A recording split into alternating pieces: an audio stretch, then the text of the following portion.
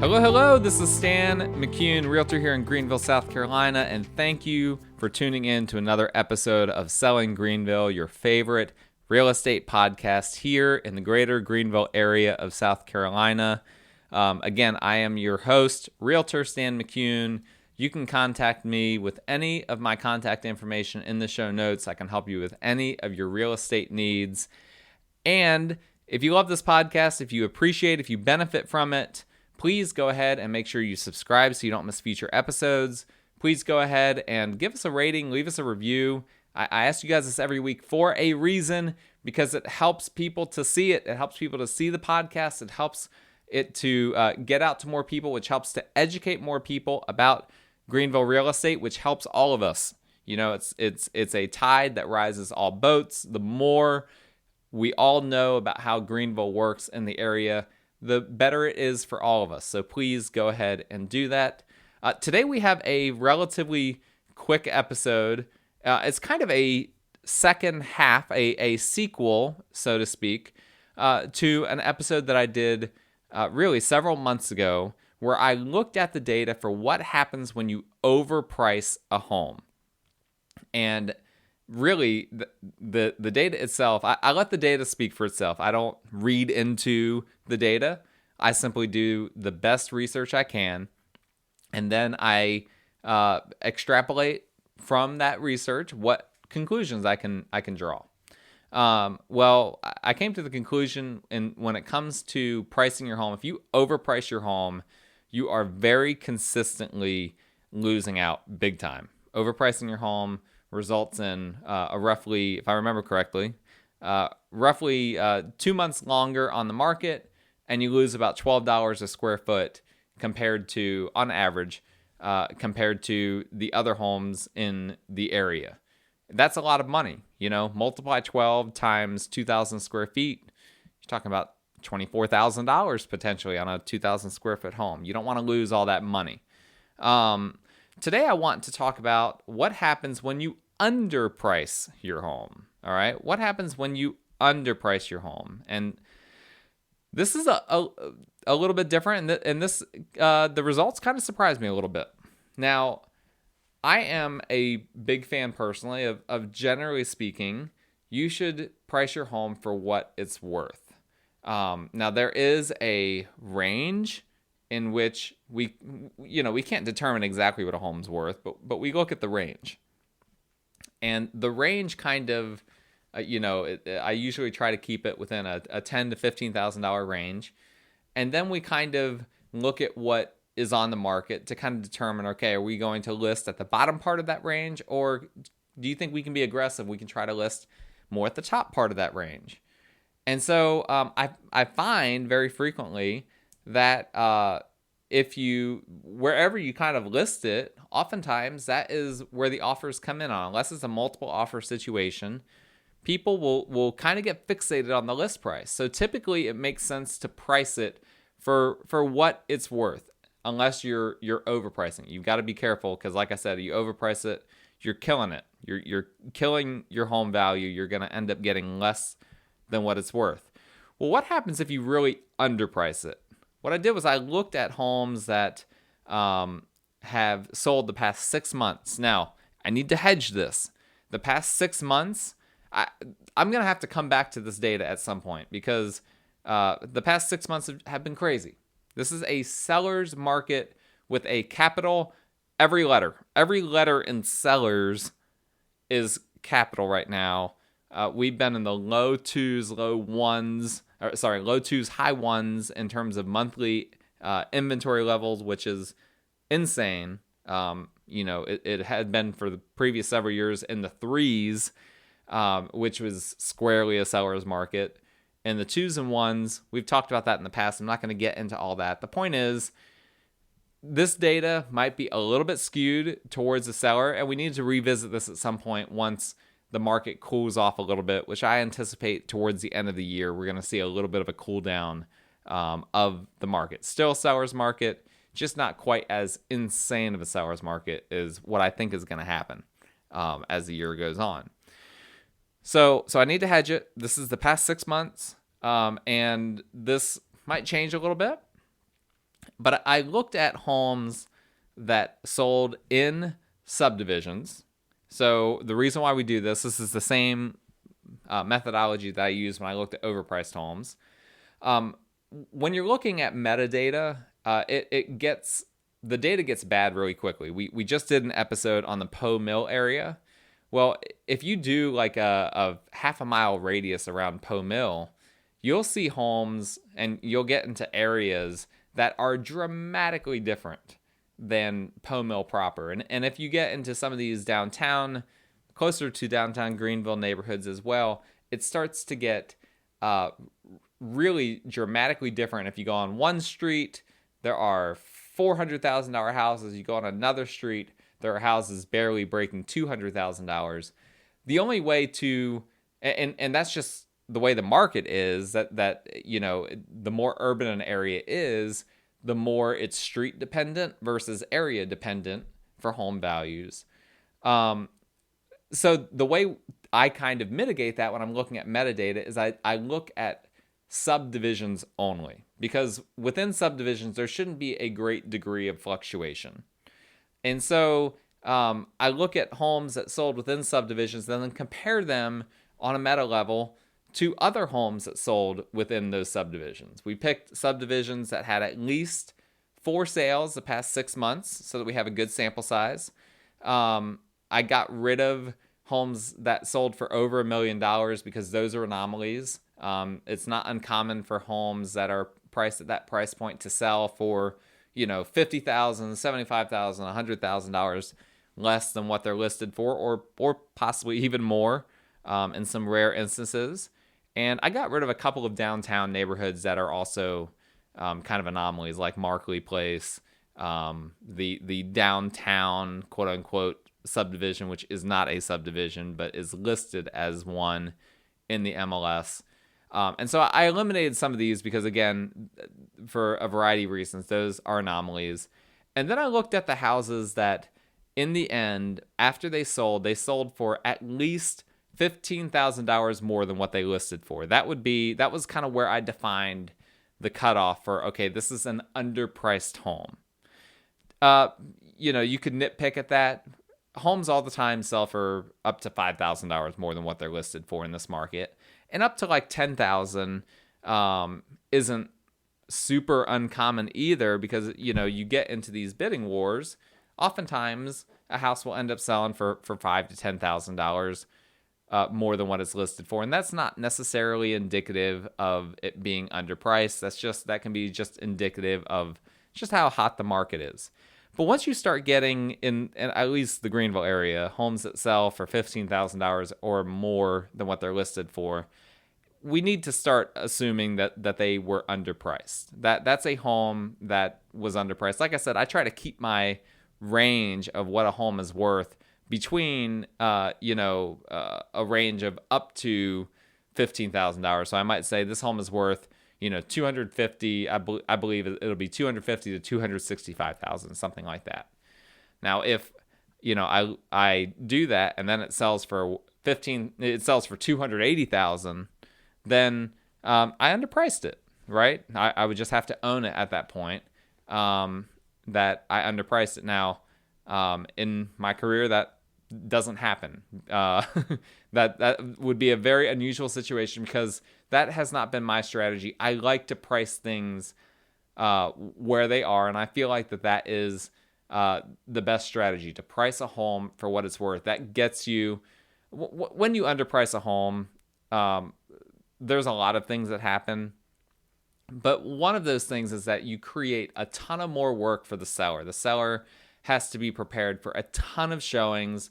If they're an owner-occupant, they have to be constantly leaving the house as people cycle through it. It makes the house really dirty. Then you get potentially a gazillion offers. Most of them are going to be garbage offers. It's a lot of work. It's stressful. And it's not fun. If you can do the same thing by simply pricing the home correctly, still sell the home, but not have all that work, and you're still selling the home for as much or more as you would have underpricing it, then I think that's the best strategy. So as I'm looking at these homes that are underpriced, here is what the data tells me. Now, I'm not a statistician, so I can't really determine margins of errors. I know that there are ways to determine a margin of error. But here is, roughly speaking, what the data told me. Homes that were underpriced by $15,000 or more, or they sold for $15,000 or more than what they were listed for, on average sold for about $3 a square foot more than the competition, more than the houses comparable, or at least within the same subdivision as them. So $3. $3 is not nothing, but it's also kind of hard to say. That's a little bit different than when I looked at the homes that were overpriced, and there's a $12 difference. And as well, we looked at that 75% of, if I remember correctly, of the homes that were overpriced sold for less than what the average was. It's not the case here. We have it as it's about $3 a square foot, and we're at roughly half the homes sold for more, roughly half the homes sold for less than what you would have expected them to, based on the metadata for that subdivision. And then we also have to compare, and again, I did the same thing when we looked at the overpriced houses. We also have to compare what is the median. We want to see, does the median and the average, or the mean, are they basically the same? Because that's really important. The median looks at the numbers that are right there in the middle, versus just taking the average. And the reason why that's important is you could have anomalies on either side. You could have a home that, homes that sold, just a couple of homes that skew all of the data in one direction or another. The median kind of helps us to determine whether that was the case or not, or whether that's a possibility. And so the median difference was about, the two numbers are 1.25, so 1.25, or $1.45 greater for the homes that were underpriced in terms of what they were sold for versus the field. So again, $1.25, $1.50. That's not, to me, I would think that that's within the margin of error. I don't think that is statistically relevant. And so here are the conclusions that I draw from this. I think that right now, as it's a seller's market, the market is able to identify if a home is underpriced, and the market is going to correct for that. This was not enough data for me to conclude that it's better to underprice your home. I've heard some people make that argument. I've already made a little bit of a case for how it's a lot of work for the sellers. It's not fun for the sellers. But I'm also not convinced that it is actually the best way to go. With the average at, it's really $3.33 was the exact average, and then the median between $1.25 and $1.45. To me, that just tells me that if you underprice a home in this market, the market is going to correct for that, and you're going to end up selling it for pretty much what it's worth. What I do think is it's probably better. What this data does tell me is that if you're going to underprice it, it's probably better to underprice it by a lot than by a little. If you underprice your home, by $5,000, the market probably isn't going to be as quick to jump on it, and you're not going to have quite as many offers, and that person that's willing to make that reach to pay over $20,000 or $30,000 more than what it's listed for, because you haven't priced it so aggressively that you're getting all those eyes on it. So probably, if you do want to go with the underpricing strategy, which in most cases I don't think is a good strategy, but if you do, then you probably want to underprice it by quite a bit to get as many people looking at it as possible.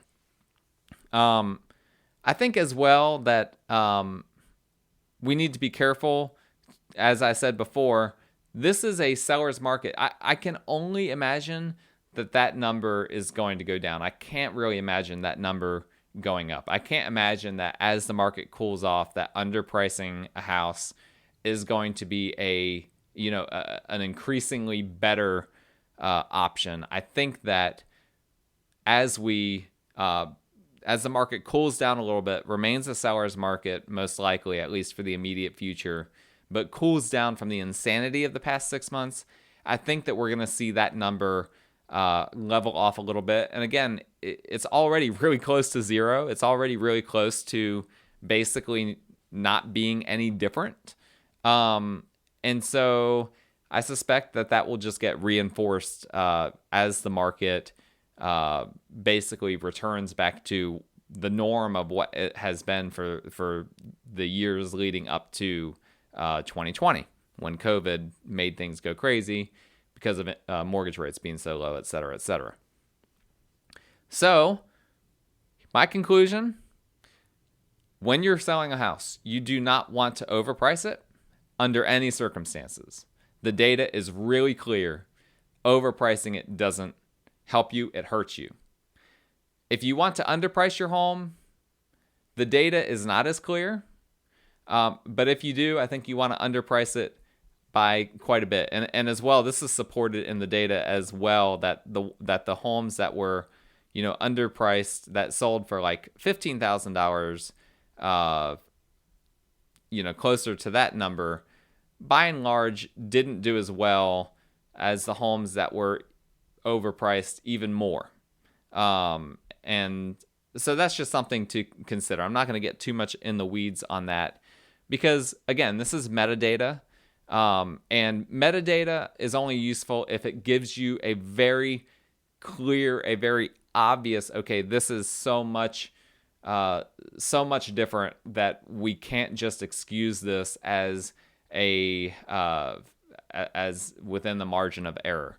I think that, in my opinion, that we're probably pretty close to the margin of error on this. And so I think the simplest practice, rather than trying to figure out exactly how to, okay, at what point are we underpricing it the right way? Just don't. Just price it correctly. Find a realtor or use me, someone that prices homes for what they're worth. You don't need to worry about getting traffic through your home. If you don't get traffic through your home, then you've overpriced it. That's not having traffic through your home is the norm right now. You will get people to look at your home. The only way you won't get people to look at your home is if you overprice it. You don't need to underprice it to correct for something that doesn't need to be corrected. Price it correctly. You'll find that you'll get activity in your home. Homes are selling on average for over 98% of what they're listed for. And that is ultimately, in my opinion, the way to go. The data basically comes to the same conclusion. We're basically within the margin of error here. And if it had been dramatically different, then I'd be like, okay, in this market, we need to perhaps adjust how we list houses and what prices we do.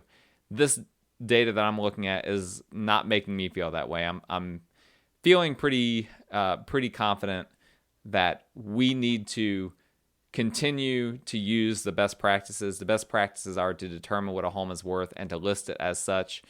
If you accidentally underprice it in the process, the good news is that the market right now seems to be correcting for that, and that's good for sellers. If you're a buyer, you're dealing with a lot of multiple offer situations, and that is just the way it is right now. Pretty much every offer I submit for a client is a multiple offer situation, and it's frustrating, but that's just the way it is at the end of the day. Price your homes that you're selling correctly, and you won't have anything to worry about. That is the bottom line. And that is the conclusion for today's quick episode. If you have any questions for me, you can reach out to me with my contact information in the show notes. Please rate, review, subscribe, download, all those things for our show. And until next time, I hope you guys stay safe.